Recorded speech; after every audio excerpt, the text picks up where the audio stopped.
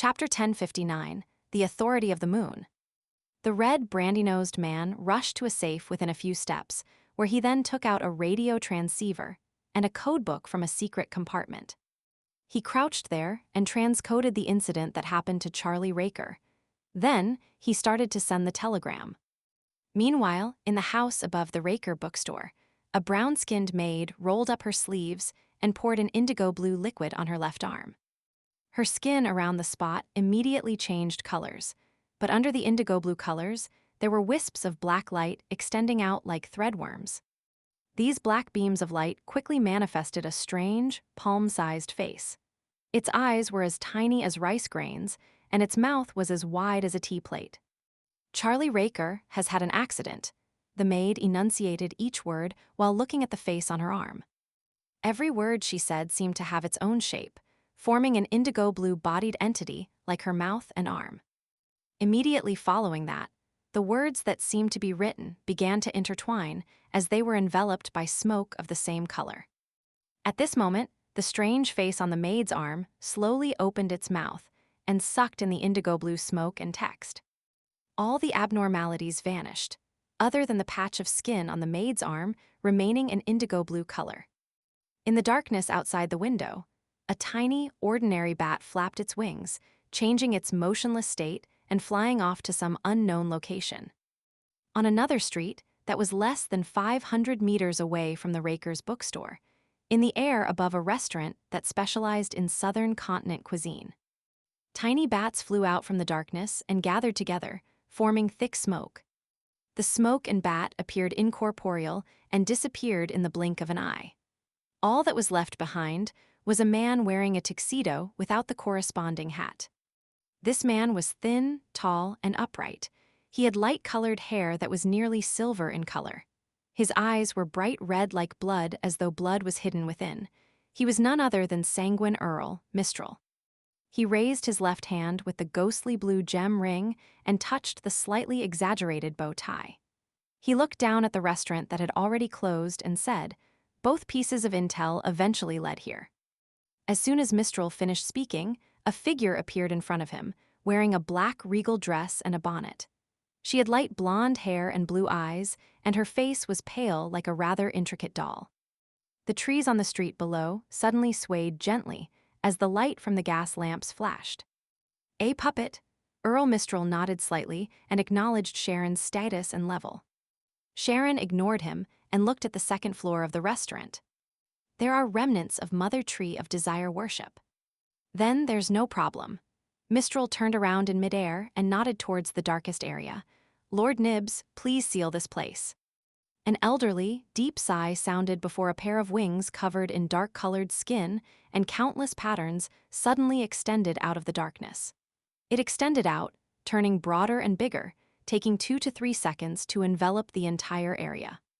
The restaurant sank into an unnatural state of darkness, as though it had been moved out of the real world. Mistral didn't hesitate, nor did he attack directly. He took out a bronze box embedded with many ruby gems and took out something from it. It was a transparent glass sphere that resembled an eyeball. Then the Sanguine Earl, Mistral, grimaced as the glass sphere fell from his fingers and landed downwards. The glass sphere emitted a glint in the darkness as it constantly changed directions and moved towards something in the air as though it was being attracted by something. Finally, it landed in a room on the second floor of the restaurant. A dazzling white light exploded. It was as if a sun had risen in the room, illuminating everything. It made all the corruption, decadence, evil, undeath, and darkness rapidly melt away. Mistral, who had already closed his eyes, suddenly frowned and let out a puzzled voice. He didn't feel any resistance from that restaurant.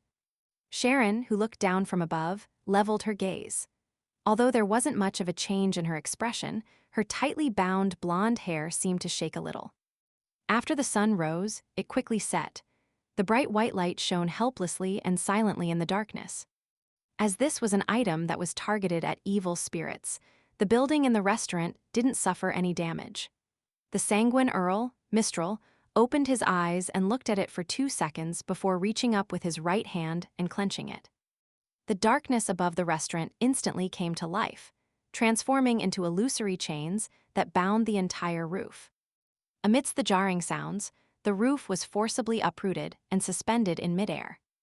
Without this obstacle, be it Mistral or Sharon, they could clearly see the situation in the target's room.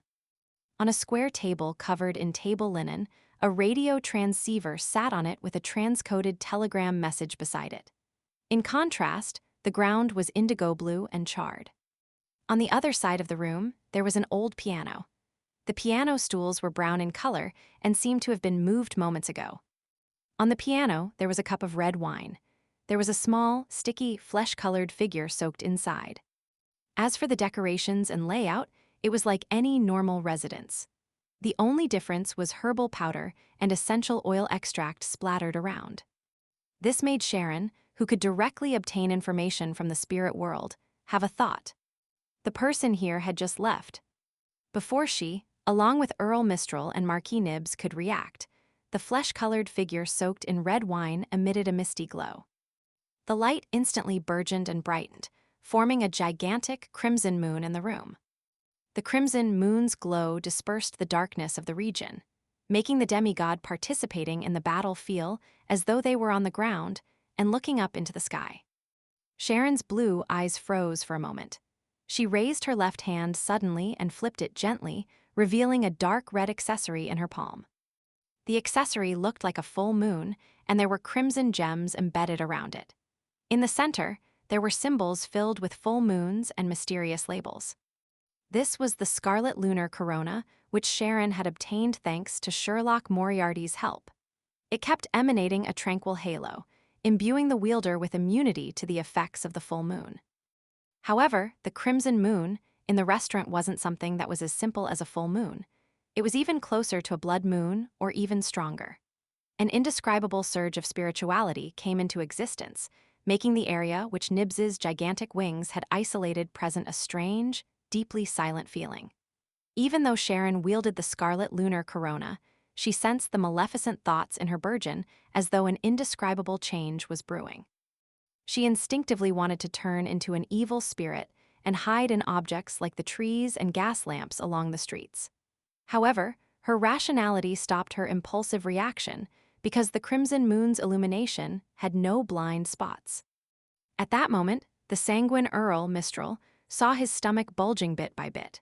He felt that the life pulsing in his veins was slowly condensing, as though making an attempt to take form. As a supernatural creature that could use the power of the moon, he hadn't prepared to eliminate the effects of a blood moon. He originally believed that he would be filled with joy in such an environment, allowing him to freely show his prowess, but he never expected the abnormal changes to far exceed his expectations. He felt that if this continued, he would give birth to new life. It was unknown where this terrifying vileness stemmed from. The authority of the moon included fertility and proliferation. At the same time, from the huge bat wings that isolated the surroundings and created darkness, white fur grew out in an extremely harrowing manner. Nibs grunted softly as cracks appeared in the sealed-off area. A few streets away, a bored Emlyn White was rubbing the blue gem inlaid Oath of Rose. It was at this moment Emlyn suddenly obtained the senses of Earl Mistral, seeing and hearing what he could. The feelings and thoughts that belonged to Earl Mistral were transmitted into Emlyn's mind after a long period of time. He sat up straight in fright, his expression distorted as his stomach churned, feeling the urge to vomit. With the help of creeping hunger, Klein's actual body was hiding in the shadows outside the restaurant, but the marionette he controlled, Kona's Kilgore, had already hidden into the darkness created by Nibs and used distortion to circumvent the isolation, staying within range of his control of the spirit body threads. At that moment, under the illusory crimson moon's illumination, he was surprised to discover that his marionette, which was intrinsically dead, had an inclination towards reproducing. And that new life was definitely the offspring of the mother tree of desire. This is sanguine ancestor Lilith as mentioned in the legends of the City of Silver, as well as the manifestation of the primordial moon, which Emlyn has mentioned before. Indeed, the mother tree of desire has already grasped a portion of the moon's authority and has corrupted it into an especially evil state, far more than it originally was. Klein was just about to swap locations with his marionette and enter the region illuminated by the crimson moon and teleport away with Miss Sharon when he felt an indescribable sense of joy within him. It was the joy of seeing a flower in his garden slowly bloom after a long night amidst the morning fog. It was the joy from leaving the city and heading to the suburbs, taking in fresh air in a forest after the rain, watching mushrooms grow. It was the joy of seeing everything grow healthily, with new life descending upon the world. The white fur on the huge bat wings fell off completely as Earl Mistral's protruding belly shrank back. The look in Sharon's eyes, who struggled to hold on to scarlet lunar corona, seemed to relax. Right on the heels of that, the crimson moon in the restaurant quickly dimmed, as if large amounts of light had been sucked away by someone. Finally, the crimson moon vanished, and everything returned to normal. Did sanguine Duke Almer take action? Klein nodded thoughtfully and continued hiding in the shadows. Mistral restrained his anger and looked down at the dining room. He said in a low voice, "The target seems to have detected something ahead of time." It wasn't that much earlier. Combining the present situation and the revelations obtained from the spirit world, Sharon gave her answer. Mistral's bright red eyes revealed a strange glint as he observed for a few seconds before saying, "It was almost at the moment we came over when the person left.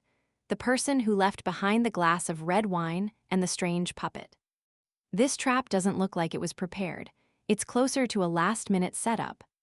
Upon saying that, Mistral looked at Sharon and said, "How did they detect danger in such a timely manner?" Sharon's expression was calm as she replied, "It's not because of the mother tree of desire. This evil god wasn't capable of infusing too much energy into reality, making it difficult for her to send any preemptive warnings.